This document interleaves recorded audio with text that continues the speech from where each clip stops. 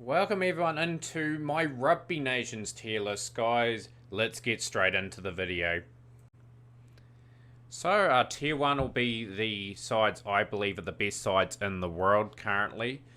These world rankings are as of 1st of June 2019, so these are the 20 teams that had made it, obviously, there. And D will be the developing teams in Rugby Union on this list. So we'll start off with the All Blacks, New Zealand Rugby. The All Blacks are where I'm from. We've produced magnificent players over the years, like in recent times, Richie McCaw and Daniel Carter are famous All Blacks from this part of the world. John Olomu is probably the international star that everyone knows, like from our sport of rugby. The All Blacks have won the 87 World Cup, the 2011 World Cup, and the 2015 Rugby World Cup. They're always near the top of the branch in terms of world rankings, either first and at worst second or third. The All Blacks, without doubt, are a tier 1 side. Next up on our list, guys, is the Wallabies, or Australian Rugby. Australian Rugby have won 2 Rugby World Cups, 1991 and 1999. A player that I liked from the years gone by, it was David Campese. I thought he was a magnificent winger and back in rugby. I liked the halfback and first five combination back in the day they had of George Gregan and Stephen Larkham. They have some really exciting players and talent that they've produced over the years. In recent times, they haven't been able to wrestle the Bledisloe Cup off the All Blacks, and they've tended to struggle a wee bit in recent times. So for me, the Wallabies are just below the All Blacks at the moment in Tier 2, but they can definitely beat the All Blacks and any team on their day. Next up on the list, guys, is the Springboks, South Africa Rugby. They have won 3 Rugby World Cups, 1995, which is their most famous victory, which unified South Africa, inspired by Nelson Mandela, wearing his Springboks jersey, presenting the trophy for Francois Pienaar. 2007 and 2019, they beat England in the final. Yeah, very good side. They usually have very big forwards and very, very good backs. One of my favourite players from South Africa from the years gone by was Brian Habana, who is also a winger. Scored a lot of tries in his time, and he won a lot of titles domestically as well. For me, the Springboks definitely belong in the same tier as the All Blacks. They always give the All Blacks a really good challenge, and that's where they belong on tier 1. Next up on the list, guys, is Ireland. Ireland have made some big strides in the last couple of years. They've managed to finally defeat the All Blacks, and I've done it a couple of times too, a couple of very famous victories. And good on them as well. Like, they have unfortunately undelivered in the World Cups, where they haven't progressed to a semi-final ever before. But I think Ireland Rugby have got a lot of experienced players at the moment. Sexton's a very good first five coming to the end of his run. They've had previously like Ronan O'Gara, Peter Stringer. Like, they had a very good hooker back in the day, and Keith Wood, that I used to watch quite a bit when I was a youngster. For me, Ireland fit in the same category as the Wallabies, but they can definitely challenge anyone on that list so far. Next up, we have the Cherry Blossoms, or Japan. Japan have come an astronomically a long way from 1995 World Cup, where the All Blacks put 145 points on them, to the recent edition where they were inspirational, getting to the quarterfinals for the first time ever. Japan, under Jamie Joseph, will continue to get better too. I think their domestic competition's gotten a lot stronger. Michael Leach is a guy that stands out for me. He's really an inspirational number 8 for them. And for me, Japan are on the cusp of making Tier 2. But for me, they're on the top end of Tier 3 at the moment.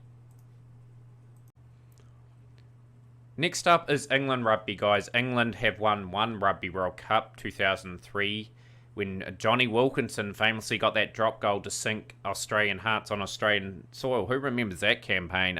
Jason Robertson, a real famous player that played a bit of league and converted over to rugby union very successfully. They had some good players, Lawrence Delario, Martin Johnson from that run. Of course, Johnny Wilkinson, as mentioned. England these days are really good under Eddie Jones. They almost snapped the All Blacks winning streak, like for consecutive victories, before they faltered to, I believe, was Ireland in recent history. Mario Itoje, I would say, is one of the world's best players at the moment. He is a lock. He is absolutely amazing to watch. Highly recommend watching him. At the moment, I would say England, they had recently quite a poor Six Nations by their standards. If they want to be consistent in the number one side in the world, eventually they're going to have to start winning consecutive and regularly the Six Nations for me. They are on the top end of the Tier 2 list, but they can definitely take South Africa and the All Blacks if they turn up on the day. And I think they're slightly better than the Wallabies in Ireland. I think Ireland are probably slightly better than the Wallabies, so we'll move them into that place there. Next, we've got Samoa Rugby.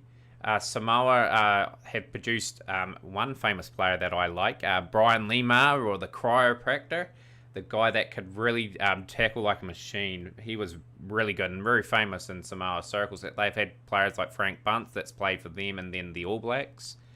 Samoa, pretty much for me, are probably at the low end of Tier 3.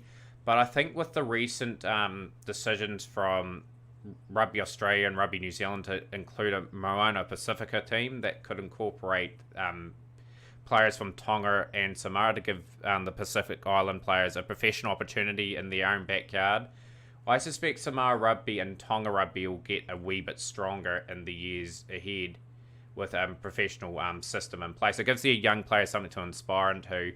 But at the moment, Samoa have sort of probably there or thereabouts. They can probably challenge like Japan. They can probably do all right against like teams around them. But I think at the moment the Wallabies, Ireland, England, South Africa and the All Blacks are probably just a wee bit better than them at the moment. And of course Samoa have got the Tulagi brothers. I don't know if they still play for them at the moment. But they were quite fascinating to watch when they were playing. France are the next team on our list. France are very famous in rugby for defeating All Blacks in knockout World Cup rugby. 1999, when they come from out of nowhere, Dominici, I think, the winger, was absolutely sublime in inspiring his team to beat the All Blacks in that version. Of course, the 07 World Cup, where they had Freddie Michalak put on a good performance and narrowly beat the All Blacks by a few points in that occasion. They haven't quite got over the line in a World Cup. They just about beat the All Blacks in the 2011 World Cup, where they lost by one solitary point. But they have a natural flair, and they're looking really good for the 2023 World Cup. They were very good in the recent Six Nations, and for that reason, they are on the cusp of being on Tier 1 with the All Blacks in South Africa. And I suspect with the 2023 World Cup being in France, if I was to do the list in 2023, they would be able to be in that Tier 1 bracket. I think they've got a good crop of young fellas, and they are looking like a real contender for that World Cup. Next up on our list, guys, is Wales with the Welsh Rugby Union. Wales have been at every World Cup, but I've had their moments. Like some of my favourite players are Sam Warburton, the hard-working flanker. They had the little winger, Shane Williams. He was quite exciting to watch. Lee Halpenny. But yeah, Wales, for me, there or thereabouts. They're a rugby mad nation. I would love to put them higher than Tier 2, because they are quite fun to watch. They've improved immensely the last 20 years. Like when they've had like Graham Henry and Steve Hansen, that helped them. They've coached the All Blacks eventually. Warren Gatlin was there for a very long time. They've won Six Nations titles and whatnot. They've had a lot of good victories over the years, but they haven't quite delivered against the Southern Hemisphere nations on a regular basis. For me, they're probably at the moment behind France, England and Ireland, for that matter. So they sit on the Tier 2 list, and they're probably behind the Wallabies for that matter as well. Next up on our list is Italy. Italy, for me, have not come on as a rugby nation as much as I thought. They've had a very good player over the years called Sergio Parise. I think he played 148 games and lost something like 106 or 107 of those matches. They are regularly wooden spooners in the Six Nations. They have to simply find a way of getting better. I know it's hard for them because soccer is the #1 sport in Italy by a mile. But yeah, the Italians are probably behind Japan now as far as rugby nations and on the tier 3 list for me. Tongan rugby is next on the list. Another Pacific island. Tonga have featured in, I think, all the World Cups. A very little Pacific Island nation, but they have produced some very cool players, including, this guy's a bit left field, but Harley T-Pole played for my home province, and he was from Tonga. And they've also had some very good players over the years. Tonga, for me, are probably behind Samoa. They'll fit into the tier 3 list, but they have caused some famous upsets in the day at the World Cups. Go check out some of those results and some inspirational fans as well. And I think they'll get better under the Mona Pacifica rugby professional team in the Super Rugby comp in the coming years. Next up, we have Scotland Rugby. Scotland Rugby's come a long way the last 10 or so years. They almost nearly beat the All Blacks at, I think, Murrayfield a couple of years ago. If Bowden Barrett didn't stop their inspirational fullback, Scotland would have won that game, I reckon. So, yeah, like they are a deserved place on the tier 2 list. Finn Russell's a very notable player that they have. They've had Hogg. That's the guy I was talking about before. Yeah, probably haven't had the results that they probably would have liked over the years, but they had a recently good Six Nations where they defeated England, and I think they just about defeated France as well. Can't remember off the top of my head. I had to check out some of the Six Nations, but yeah, Scotland Rugby under Gregor Townsend, I think, are going to do a few things in the next couple of years, so they might be able to move up on this list, in my opinion. Not necessarily tier 1, but the high end of the tier 2 list. Argentina. Now, Argentina's a very interesting one to rank for me. They will be in tier 2, and I think they're just behind everyone on this list. But on their day, if they turn up and play, they can cause anyone problems. And they did in the recent 2020 Tri-Nations with the All Blacks, Australia, and Argentina managed to beat the All Blacks for the first time in their history. Pablo Montoya, I think that's the name of their inspirational captain. Man, he looks like a warrior, that bloke. Gets stuck into the rucks and mauls. He is a real inspirational player for them. And they've got some really decent backs in that as well. Like with them being in the Southern Hemisphere tournament with pretty much Australia, New Zealand, South Africa, and themselves, I think they'll gradually get better. They have had a recent Super Rugby team in their history as well. And I think it'll take time, but I think Argentina will grow in the rugby game as a powerhouse. Next up is probably one of the more exciting teams in World Rugby, Fiji Rugby. Famous for their sevens players, Wasali Sarevi is one, but they produce some talent, man. Like, every team has got to have Fijian wingers. Like, they've had Rupini Dowdell, who's produced some glorious World Cup moments. Man, that guy was lightning. Absolutely brilliant on his feet. But yeah, Fiji Rugby are going to benefit from a Super Rugby team. They'll have all that professional team to themselves, and they're only going to get better too. Like, exciting times for Fiji Rugby. As on the time recording this video, Fiji are probably on the same length as Japan. They can compete with everyone on that tier 3 list and give a lot of the tier 2 teams a run for their money on their day. Like, with their exciting ball carrying skills, their offloading's absolutely amazing, and the tries they score are just something that you have to watch. Next up on the list is Georgia Rugby, coached by Milton Haig, who is a New Zealand coach, doing wonderful things for their nation. Like, Georgia have been very consistent now, qualifying for World Cups from about 07 onwards, really.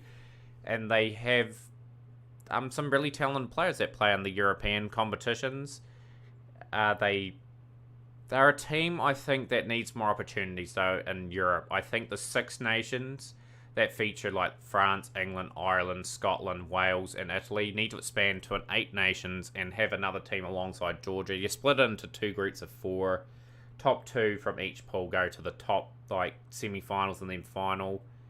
And then the bottom tier play each other in a sort of a plate round. So everyone gets 5 games still. That's probably the best way of doing it in my book to improve Georgian rugby. Georgia rugby, I would say, are going to slip in behind Italy. Because Italy at the moment is still a better side than Georgia at the moment. But if Georgia got more regular rugby, I suspect they could move up a few more places on this list. But for now, Tier 3 is where they're at. Next up on the list is Uruguay. Recently in the 2019 World Cup, they upset Fiji. More of their more favourite moments in Rugby World Cup for them. At the moment, they need more rugby simply, like against like teams on this list if they are going to progress up. I don't know too much about rugby in their country, but I believe they've only got 6,000 players playing at the moment. So an amazing effort and achievement to qualify for a couple World Cups. I think they qualified for the 03 one in the recent edition. So Uruguay, for me, are tier 4 that are probably capable of maybe tipping up a few teams in tier 3. Not all of them. It just depends on what the matchups are like for them. But once again, famous victory against Fiji stands out for me. United States Rugby, or USA Rugby, are next on our list.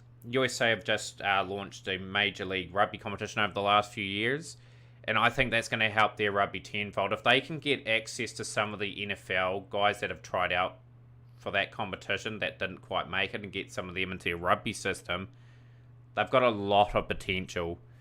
And it'll take a while. The Major League Rugby competition will need to gradually expand over time to incorporate all states and whatnot and make it a very big, lengthy competition. We'll split into different conferences, but I think USA Rugby at the moment will make tier 3, and they're probably slightly better than Tonga, but I think every other team could probably beat them on that tier 3 list. They're not going to probably challenge anyone on the tier 2 or tier 1 list and win that often.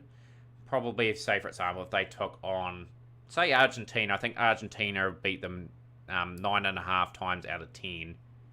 And maybe a few draws and maybe a few USA wins and sort of a prediction sort of thing there. But with Major League Rugby going ahead in USA now, I think there's going to be some good things coming out from USA. Rugby Romania are next on the list. I think Rugby Romania have qualified for every single World Cup. I think. They may have missed one. I can't recall. They may even missed the previous edition. I'll have to check that out. But Romania, for me, yeah, they're reasonable in the 80s. I think they gave the All Blacks a go of all teams. I think the All Blacks only beat them 14-6 or something. But yeah, Rugby Romania haven't really progressed since. They're probably slightly ahead of Uruguay, so we'll swap them around. But I can't see them beating anyone above that list, and I can't rate them any higher. So tier 4 for me. Next up is Russia. Russia, the Bears. They've qualified, I think, for 2 Rugby World Cups. I don't know too much about their style of play. I have seen them play a few games on TV, not too much though. And I would say Russia are probably a developing nation. I'm not saying they're bad or anything, but they're in that D category for me. And probably, to be honest, I will put Uruguay in that category too now, because they are still developing these countries here, like their infrastructure and getting more players into the game. Yeah, I think that is where I'd place both those sides. I don't recognise the logo for this team. I think it's Spain. Spain, I think, qualified for 1 Rugby World Cup from memory. Spain will go in the same category as Uruguay and Russia. And that will bring an end to my list. Do you guys agree with that? Do you reckon there'd be changes on that list? I think the All Blacks, regardless of their form the last couple of seasons, they're still regularly able to find a way of winning. They deserve their Tier 1 status along with South Africa. France, England, Ireland, Wales, and Australia. They are capable of going onto that tier from time to time, but for me, I find them a bit inconsistent. But I do enjoy watching the Six Nations when they go toe to toe week in and week out. But yeah, smash the like button, guys. Hopefully, you're enjoying these tier list series. I'm going to do a couple a week. But yeah, stay tuned. Like I said, there's my rugby list, and I will see you next time.